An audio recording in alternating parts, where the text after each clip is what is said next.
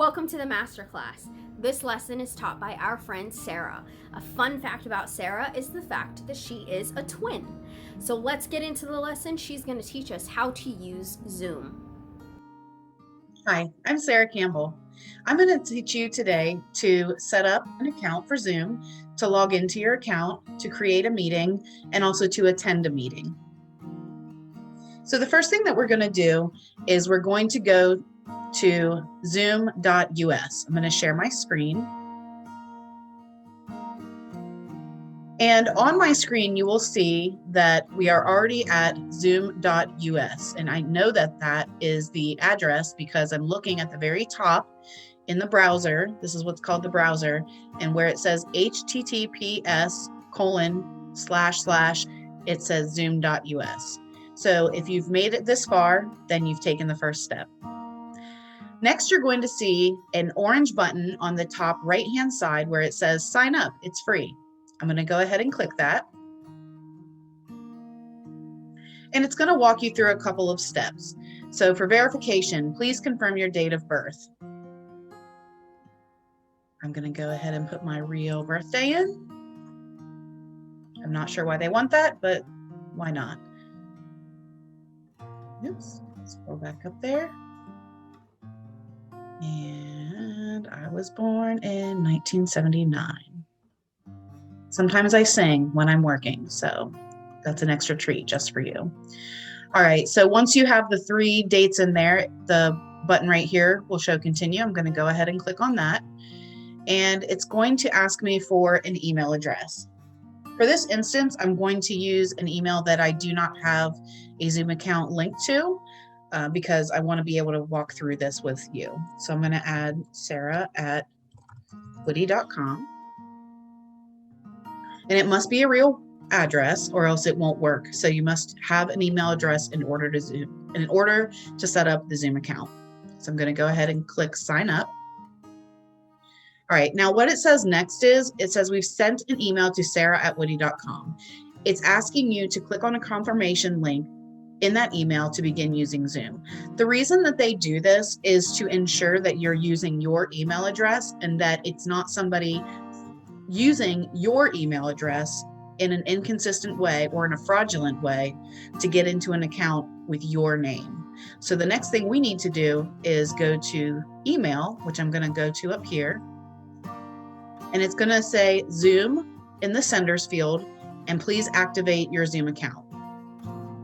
As you can see, it's pretty easy to look at. It says, welcome to Zoom, sarah@woody.com. To activate your account, please click on the button below to verify your email address. Once activated, you'll have full access to Zoom meetings and chat. And all I'm going to do is click activate account. It's going to ask you some more questions. Are you signing up on behalf of a school? No. Continue. All right, and then what it's going to do, so actually we've already covered logging in, getting into, and creating an account for Zoom. We're going to finish this up. As you can see, it looks like there's 3 steps to account info, inviting colleagues, which we'll skip, and then doing a test meeting. Welcome to Zoom. It's saying, okay, there's your sarah@woody.com. Your account has been successfully created. Please list your name and create a password. As you probably already know, all online profiles request a password. That one right there actually had another email address for me in it, but because we're creating a brand new account right now to show you how to do it, I'm going to go ahead and put Sarah as my first name. My last name is Campbell. And it's going to ask me for a password. As you know, it's important not to use the same exact password for every single account, and it's very important that you remember this. It's also important to know that the more passwords that you have, the easier it is to forget them. So there are a couple of online ways to remember your passwords. However, I actually do it the old-fashioned way and write it down in a notebook. So for this case, because this is an account that I'm going to cancel right after showing you, I'm going to use the word password for my password. Please do not do this. And I wonder if it'll even accept it.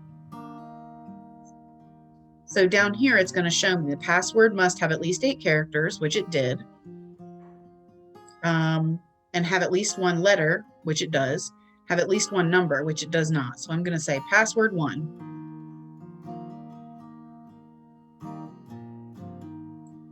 As you can see, this little eyeball over here will show you what your password was if you want to remember it and write it down. Now, I don't think it likes my password, because if it did like it, this button would turn blue.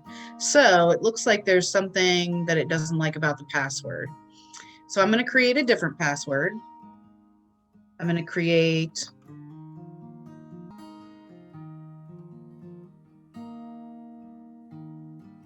I better write it down so I remember it, because this is a random password for me as well.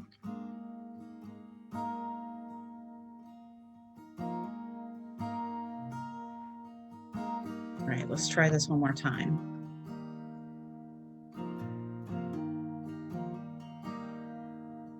Confirm password. All right. All right, now the orange button has lit up and it's asking me to continue, which I'm going to do. All right, I'm not going to save my password to my browser. And a lot of the times it's not a very good idea to do that anyway, especially if you're using a public computer. All right, so it's asking you if you want to invite any of your friends. I'm not going to do any of that. I'm just going to say I am not a robot. They do that because there are bots out there that can automatically sign up for things, and they want to know that you're a real human being. I went ahead and clicked skip this step, and I'm going to start the test meeting. Now, excellent. They're cheering you on. It's time to start your test meeting. So this is your personal URL, which is the address that goes up in the browser field. And you can either copy and paste that and send it to your friend in email, or you can just click here to start a meeting now. So we're going to start a meeting.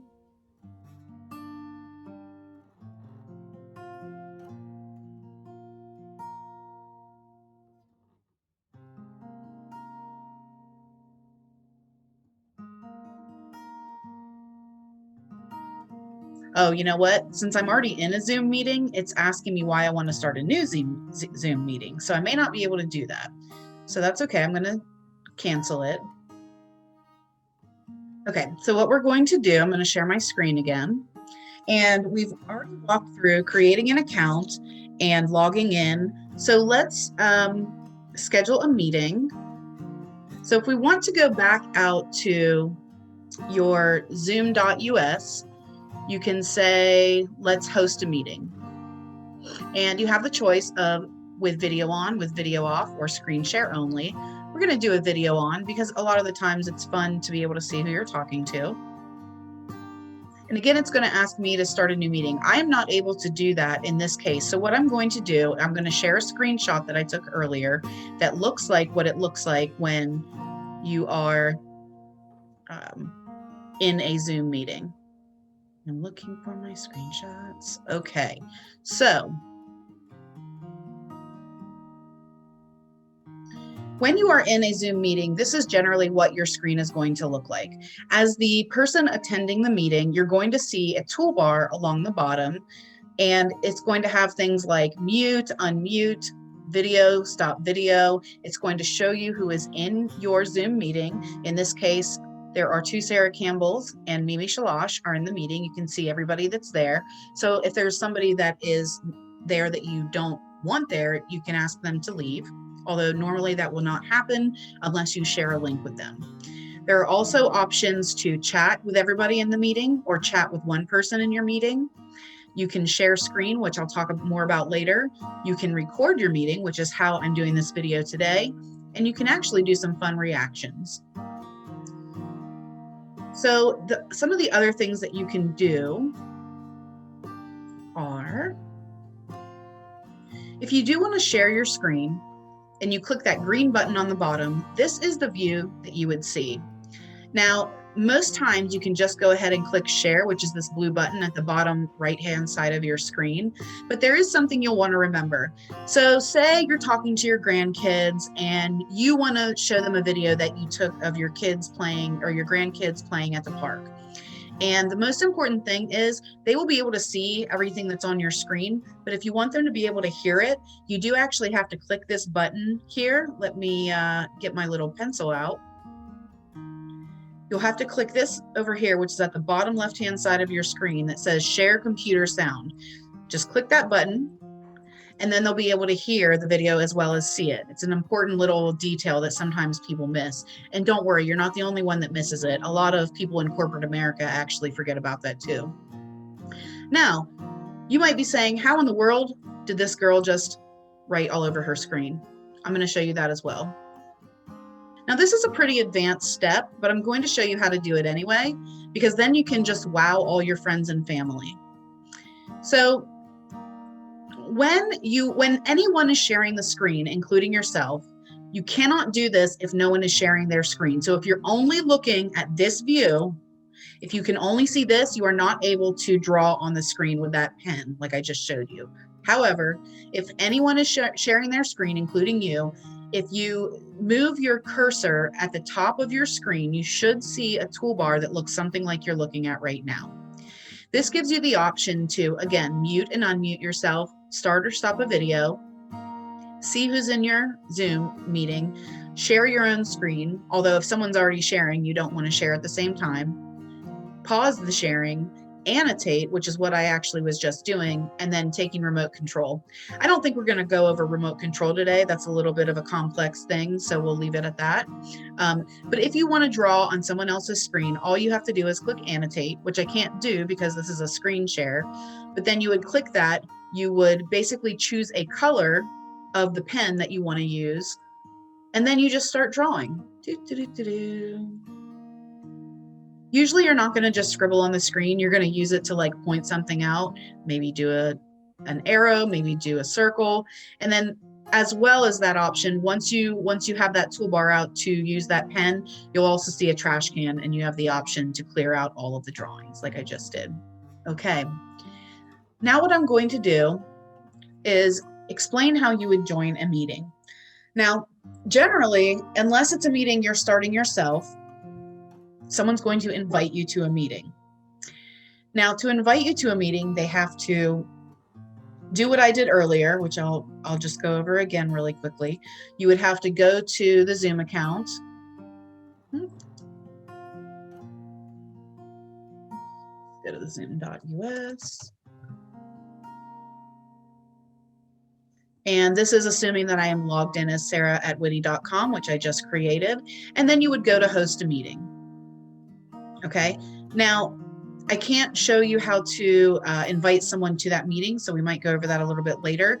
But if you are joining a meeting, someone can send you an invite to that meeting. I'm actually going to go to my email and show you what I mean. If you receive an email that says, please join Zoom meeting in progress, or they just send you an invite, the emails look very similar. It's basically going to show you that who has sent you the invite. Maybe it's Mimi, maybe it's Sarah, maybe it's somebody else. And it's really going to have this link right up here, which is easy enough just to click on to join the meeting. They try to make it as simple as humanly possible. Now, the point of this video is to show you how to video conference. However, if there's a situation where you can't join the video for some reason, but you still want to be involved in that conversation, they do give you options to use your telephone to call into that same meeting. If you use your telephone, you will not be able to use a video. You will more than likely just have a blank square that looks like the one that Mimi has, and we will be able to hear you, but we will not be able to see you. Okay, so there's a couple things to remember. Remember that there are toolbars for joining the meeting with or without video. So if I clicked this button, you would no longer be able to see my video. And sometimes that's an important step because you have to remember what's going on in your house. You don't want the cat or dog to be leaping off the furniture and eating the potato salad that you plan on serving somebody later, right? So make sure you know what's behind you when you're in a video. And then making sure that you know how to share your screen. Okay, so if I wasn't in a Zoom meeting right now, I could show you how to create the meeting. And again, I'll show you what you have to click, although I can't walk you all the way through it. I'm going to share my screen one last time. I'm I'm going to go to my zoom.us, and all you would have to do is click host a meeting, your video choice, and then you'll click that and it'll walk you through. And it's basically 2 clicks after that. And when you do that, just remember that that would be a meeting that you're in by yourself, but then you can invite people to that meeting. All right, so I hope that this was helpful. There's always the opportunity to ask questions to somebody on zoom.us. You can chat with them. You can ask your friends and family if you have any questions, but hopefully that walks you through the basics of how to do Zoom.